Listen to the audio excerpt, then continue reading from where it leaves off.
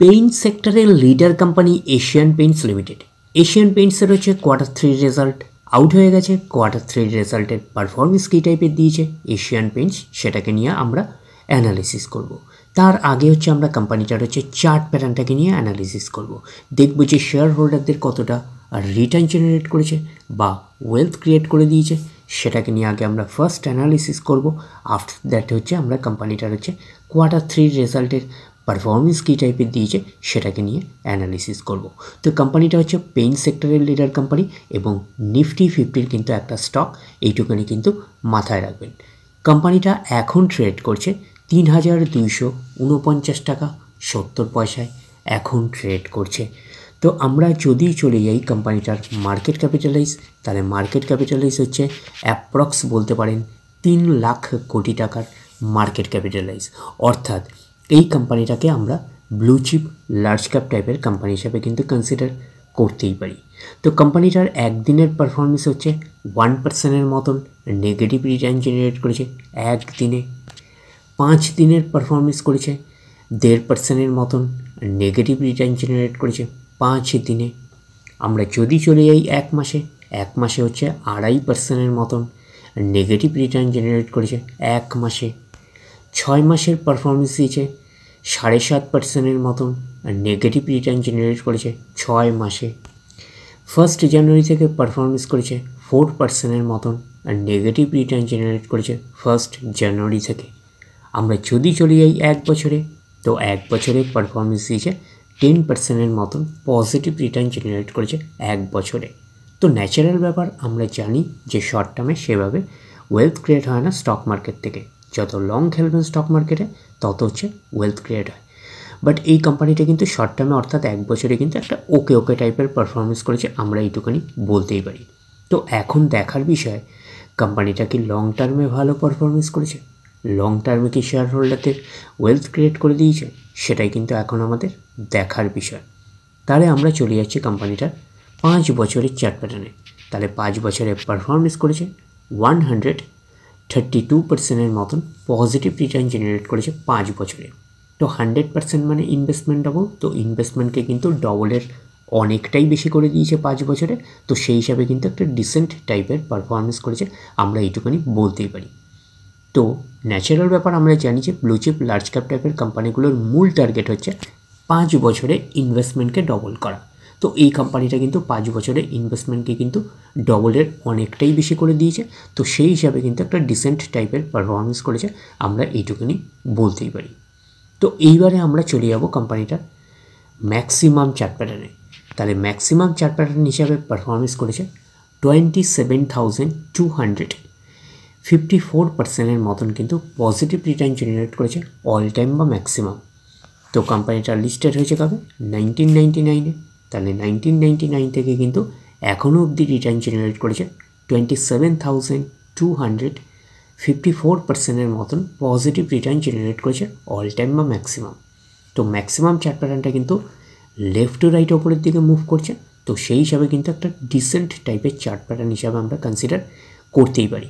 এবং কোম্পানিটা কিন্তু ফান্ডামেন্টালি একটা সাউন্ড কোম্পানি, আমরা এইটুখানি বলতেই পারি। এবং একটা এভারগ্রিন স্টক হিসাবেও কিন্তু আমরা কনসিডার করতেই পারি। তো এখন দেখার বিষয় কোম্পানিটার হচ্ছে কোয়ার্টার 3 রেজাল্টের পারফরমেন্স কী টাইপের দিয়েছে। তাহলে আমরা চলে যাচ্ছি কোম্পানিটার কোয়ার্টার 3 রেজাল্টে। আমরা চলে আসলাম কোম্পানিটার হচ্ছে কোয়ার্টার 3 রেজাল্টে। আগে আমরা আমরা দেখে নেব যে সিকোয়েন্সগুলো ঠিকঠাকভাবে সাজানো রয়েছে নাকি, এটাকে আগে আমরা দেখে নেব। এটা হচ্ছে এই কোয়ার্টার, মিনস হচ্ছে কোয়ার্টার 3, এটা প্রিভিয়াস কোয়ার্টার, আর এটা হচ্ছে এক বছর আগে। তাহলে সিকোয়েন্সগুলো ঠিকঠাকভাবে সাজানো রয়েছে, আমরা এইটুকুনি বলতে পারি। তো অ্যামাউন্টগুলো কিসে দিয়েছে, অ্যামাউন্টগুলো কিন্তু কার্ডার্সে দিয়েছে অ্যামাউন্টগুলো। তো এইবারে আমরা চলে যাব কোম্পানিটার টোটাল ইনকামে। তো টোটাল ইনকামে যাওয়ার আগে আমরা কি করব, একটু লার্জ করে অ্যাডজাস্ট করে নেব, তাহলে আপনাদের কাছে ব্যাপারটা আরও ভিজিবল হবে। তো এইবারে আমরা চলে যাচ্ছি কোম্পানিটার টোটাল ইনকামে। তাহলে আমরা কি পাচ্ছি, এই কোয়ার্টার মিস হচ্ছে কোয়ার্টার 3-তে 9,241, প্রিভিয়াস কোয়ার্টারে ছিল 8,643 এবং এক বছর আগে ছিল 8,729। তাহলে এক বছর আগের 8,729টা এখন কত হয়ে গেছে, 9,241। তাহলে আমরা বলবো ইয়ার অন ইয়ার বেসিস কিন্তু ম্যাসিভ সেই জাম্প রয়েছে, আমরা এইটুকুনি বলতে পারি টোটাল ইনকামে। প্রিভিয়াস কোয়ার্টারে ছিল কত? 8,643, সেটা হয়ে গেল এই কোয়ার্টার, মিস হচ্ছে কোয়ার্টার 3তে হয়ে গেল 9,241। তাহলে আমরা বলবো কোয়ার্টার অন কোয়ার্টার বেসিসও কিন্তু ম্যাসিভ জাম্প রয়েছে টোটাল ইনকামে। তো ন্যাচারাল ব্যাপার, আমরা জানি যে ইনকাম করতে গেলে কোম্পানিকে এক্সপেন্সেস করতেই হবে। তো এখন দেখার বিষয় কোম্পানিটা ইনকাম করতে গিয়ে কতটা এক্সপেন্সেস করেছে। তাহলে আমরা চলে আসলাম কোম্পানিটার টোটাল এক্সপেন্সেসে। এই কোয়ার্টার মিস হচ্ছে কোয়ার্টার 3তে 7,321, প্রিভিয়াস কোয়ার্টারে ছিল কত? 7,021, এবং এক বছর আগে ছিল কত? 7,280। তাহলে এক বছর আগের 7,280টা এখন কত হয়ে গেছে? 7,321। তাহলে আমরা বলবো ইয়ার অন ইয়ার বেসিস কিন্তু জাম্প রয়েছে, আমরা এইটুকুনি বলতে পারি টোটাল এক্সপেন্সেসে। প্রিভিয়াস কোয়ার্টারই ছিল কত? 7,021, সেটা হয়ে গেল এই কোয়ার্টার, মিস হচ্ছে কোয়ার্টার 3তে হয়ে গেল 7,321। তাহলে আমরা বলবো কোয়ার্টার অন কোয়ার্টার বেসিসও কিন্তু জাম্প রয়েছে টোটাল এক্সপেন্সেসে। এইবারে আমরা বের করব কি? এইবারে আমরা বের করব হচ্ছে অপারেটিং প্রফিট। কি করে বের করব অপারেটিং প্রফিট? টোটাল ইনকাম থেকে টোটাল এক্সপেন্সেস বাদ দেবো, বাদ দিলে যেটা পড়ে থাকবে সেটা হচ্ছে অপারেটিং প্রফিট। টোটাল ইনকামও পেয়ে গেছি, টোটাল এক্সপেন্সেসও পেয়ে গেছি, টোটাল ইনকাম থেকে টোটাল এক্সপেন্সেস বাদ দিলে পড়ে থাকছে অপারেটিং প্রফিট। অর্থাৎ আপনারা বলতে পারেন profit before share of profit in associate and exceptional items. তাহলে আমরা কি পাচ্ছি? তাহলে আমরা পাচ্ছি এই কোয়ার্টার মিনস হচ্ছে কোয়ার্টার 3তে 1,919, প্রিভিয়াস কোয়ার্টারে ছিল 1,621 এবং এক বছর আগে ছিল 1,442। তাহলে এক বছর আগের 1,442টা এখন কত হয়ে গেছে? 1,919। তাহলে আমরা বলবো ইয়ার অন ইয়ার বেসিস কিন্তু ম্যাসিভ জাম্প রয়েছে অপারেটিং প্রফিটে। প্রিভিয়াস কোয়ার্টারে ছিল কত? প্রিভিয়াস কোয়ার্টারে ছিল 1,621, সেটা হয়ে গেল এই কোয়ার্টার, মিস হচ্ছে কোয়ার্টার 3তে হয়ে গেল 1,919। তাহলে আমরা বলবো কোয়ার্টার অন কোয়ার্টার বেসিসও কিন্তু জাম্প রয়েছে অপারেটিং প্রফিটে। অপারেটিং প্রফিটটাই নিশ্চয়ই কোম্পানির মেন প্রফিট নয়। তারপরে কি করতে হবে? গভর্নমেন্টকে ট্যাক্স পে করতে হবে।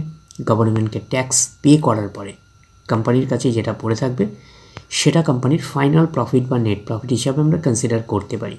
তাহলে কী পাচ্ছি? প্রফিট ফর দ্য পিরিয়ড, এটাকেই নেট প্রফিট বলতে পারি, এটাকেই ফাইনাল প্রফিট বলতে পারি আমরা।